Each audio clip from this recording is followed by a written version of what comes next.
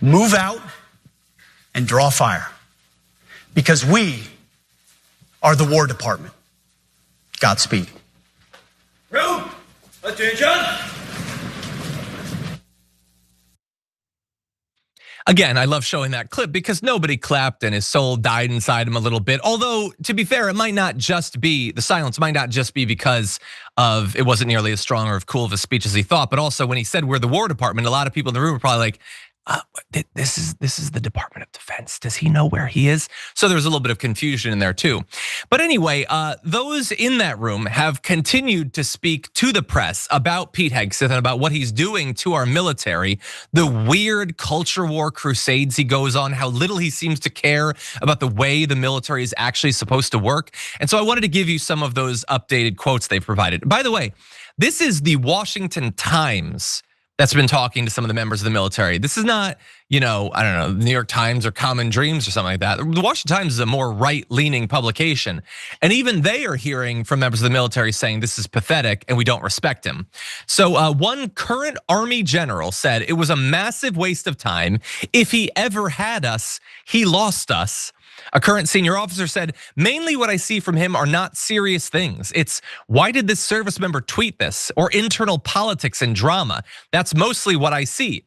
Well, yeah, because he's not an actual military guy. He's a daytime talk show host.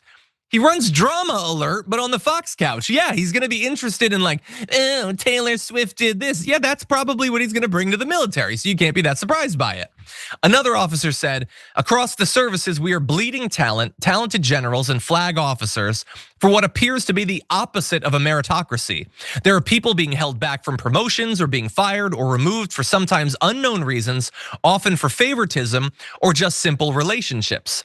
The theater of it all is below our institution. Several of these changes are being made already by the services, and they could be made by any secretary.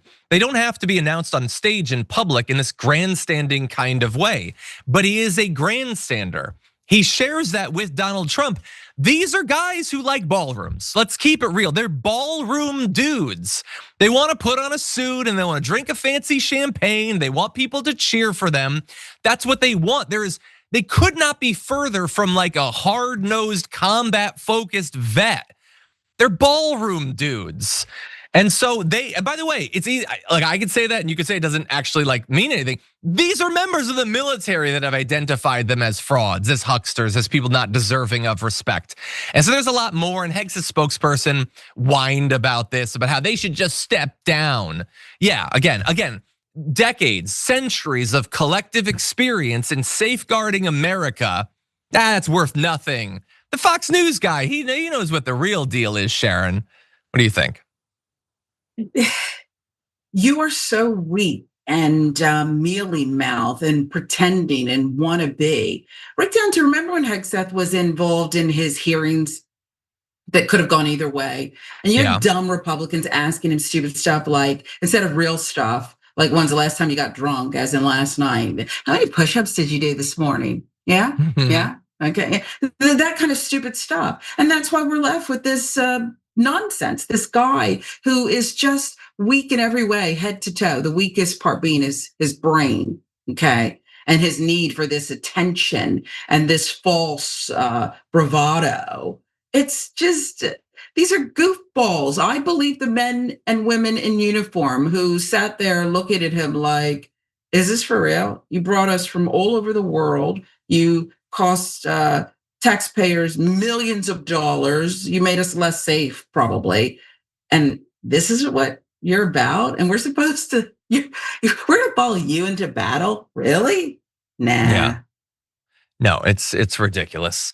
And I don't know if it's measurable how much damage this actually does to have the leadership of our military have no faith or respect in those who are telling them what to do. But it certainly doesn't seem good. By the way, one more sign of weakness. Remember when Hegseth was like, all you journalists, you have to ask for permission for everything you write. And a bunch of the journalists were like, okay, then we're just leaving. He also now is saying Pentagon staff now need prior approval to interact with Congress.